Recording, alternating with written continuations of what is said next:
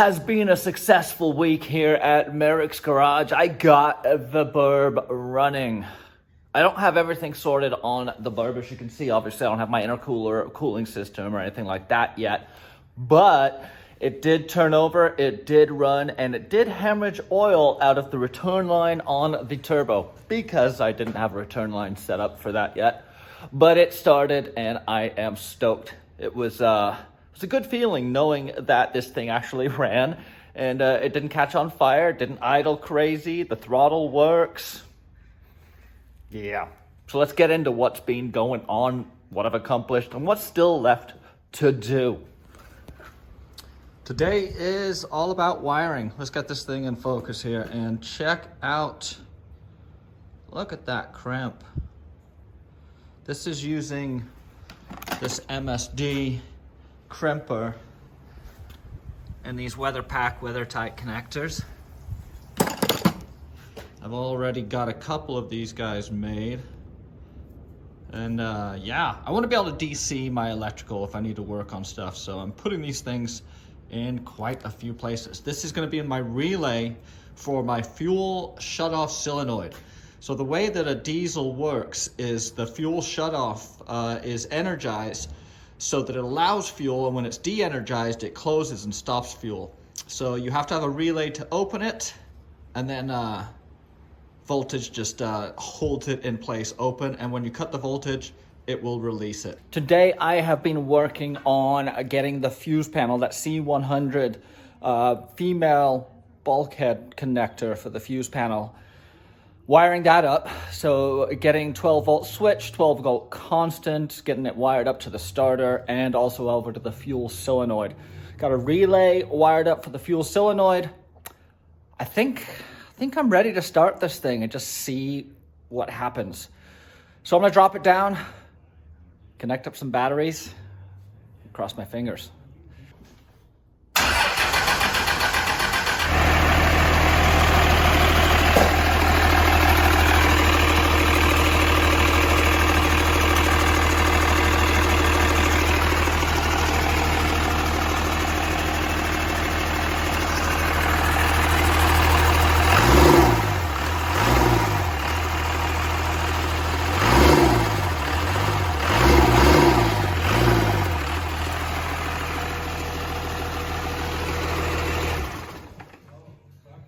Hit that subscribe button. It's the only time I'm going to ask. For the last couple weeks, everyone has been hitting me up with, when are you going to start it? How come you haven't fired it up yet? And truth here, I've been a little nervous. You see, when you build a truck, you're doing a ton of projects. You're just constantly moving from one project to another, whether that's hooking up the transmission or making braking lines or, adding a master cylinder or installing an engine. There's just a lot of stuff that you do, but none of it really gets tested. I'm not going to be able to test the steering system until I drive it. I can make sure that it runs correctly in terms of free movement, and I can put fluid in it and see if that leaks. But you don't really know what you're dealing with until you turn that key. And so I've been apprehensive. Well, not apprehensive. I've been double and triple checking things because I know that there's some hardware still loose on here that I've got to find and things like that. But I have started it. I've got that major milestone behind me.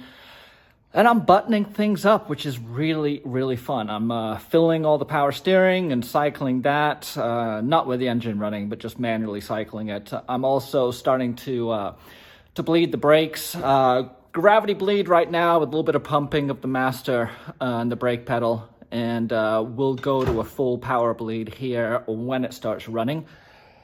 But I'm fired up. It's working. The proof will be in the first test drive, but so far, I'm optimistic that that's probably going to be in the next, I would guess, week. I've had a couple of leaks. The first major leak was, this is the supply line for the turbo that delivers oil to the turbo. Underneath, there's a return line that drops you in. Let me see if I can get you into there. There, you see that back there? That's where the return line will run into. But I just pulled the plug, but there was no plug up in the in the turbo. So once this thing turned over and ran a little bit, it dumped oil everywhere. I do have a lot of the sensors hooked up. As you can see, they're all ran nicely. Air lines going through the firewall for the airbags. I'm using that Tessa tape everywhere again because that stuff is awesome. And what else? All the Hydro Boost plumbing is done. PSC plumbing is done. Brake lines are all hooked up. And I'm starting to tackle most of the electric. So let's jump in down here. This is the C100 harness. This is the harness off the firewall that gets used. And this has been difficult to find information on. I'm slowly working my way through as to what everything is. And so I'll be able to give you guys a rundown. This tan line right here, that is my oil pressure. That right there is my coolant temp. I've also got some wires that go down to my starter. There's a purple wire that goes down to my starter. And then I have a bunch of stuff that I'm not going to be using. A lot of these are for cruise control and various other things that will not get used. This is a switched it's a switched 12-volt source. I've got a ground I've got to hook up for some of my gauges. And shoot, I'm getting really close. This red wire down in here, where's the big red gone? I've got a red wire in here that will need to be connected up to the fuse panel or the fuse breaker that goes over to the HVAC. But I'm not too worried about that stuff coming together. Underneath, well, it's kind of a mess, but everything is buttoned up and ready. I'm optimistic. I don't see a whole lot of gotchas on the horizon. I've taken my time and been pretty thorough and detailed. I just need to slow down now because the immediate response is to just start it up and rush through and get driving. And that wouldn't be prudent. When you hear talk of the Cummins being able to run off of one wire, it's basically referring to this guy right here. So this is what's called your fuel shutoff solenoid. When the ignition is turned under crank and run, this guy gets driven up and gets held in place by electromagnet to keep it open and keep the fuel flowing.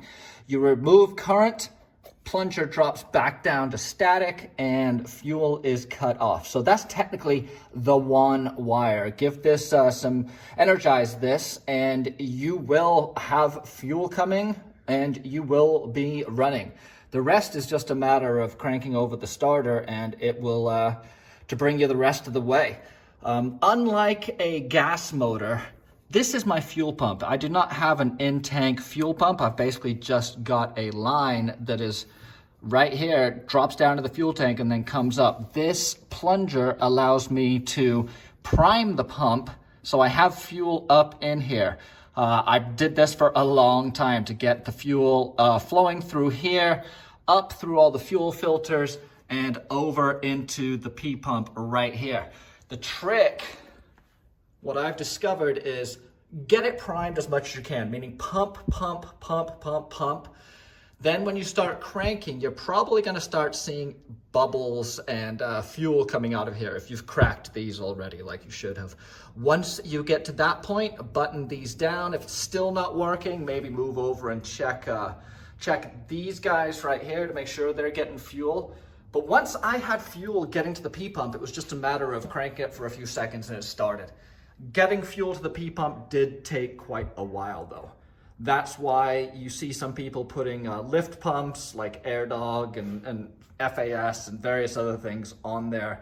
The power I'm running, I don't think I'll really need one right now, especially seeing as I got it started. We're looking good.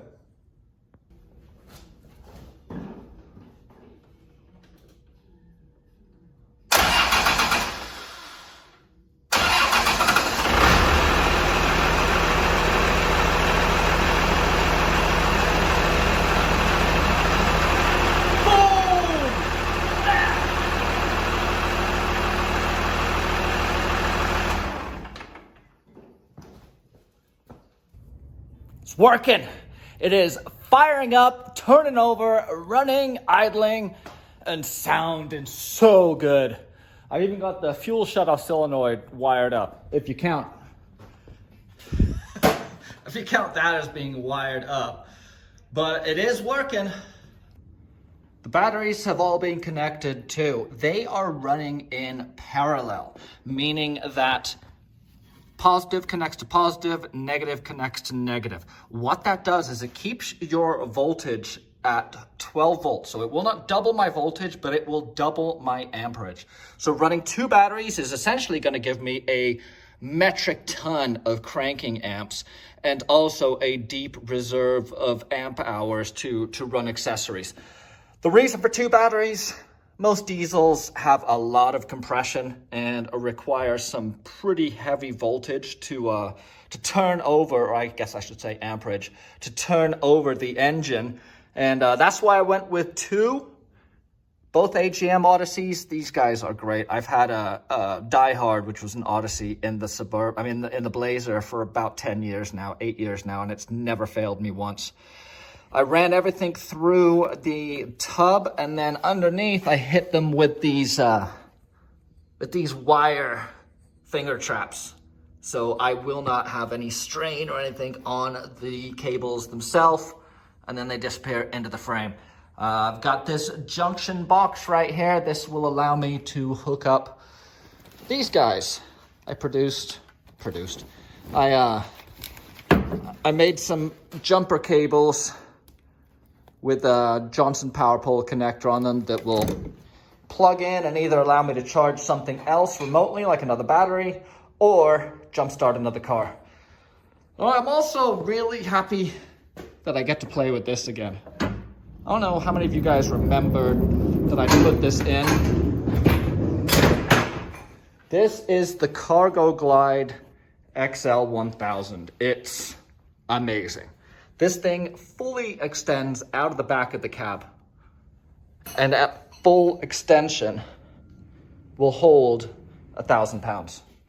I mean, that's a legit. This is a full-on work bed that rolls out, so I can access things in the back. I can fully load the truck without any concern about having to climb over the bench to get anything. And for, you know, driving movies, picnics, that sort of thing, I got my own built-in viewing platform. So yeah, stoked on this guy. Rolls right back in. Boom, look at that.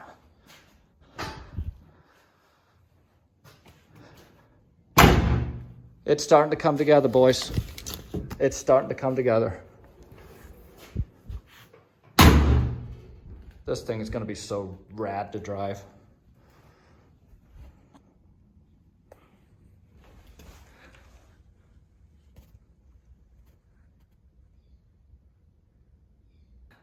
Successful a week was an understatement, in my opinion. Really excited to have this milestone behind me. This next week coming up is going to be finishing up a wiring both under the dash and under the hood, and then getting the core support back on with the intercooler and radiator and condenser, and then pretty much ready to go. I still need to move the cross member, and I need to get some new hardware for the drive shaft. My bolts are too short, and I need to finish all the bleeding of the hydraulic systems. But that's about it. If you guys want to see a video that gives you a lot of tips and tricks that I've picked up along the way on how to build a square body, I'm going to put it up here in one of these corners. Go check that one out. It's full of little secrets that help me to stay on track and stay focused. And we'll see you next week.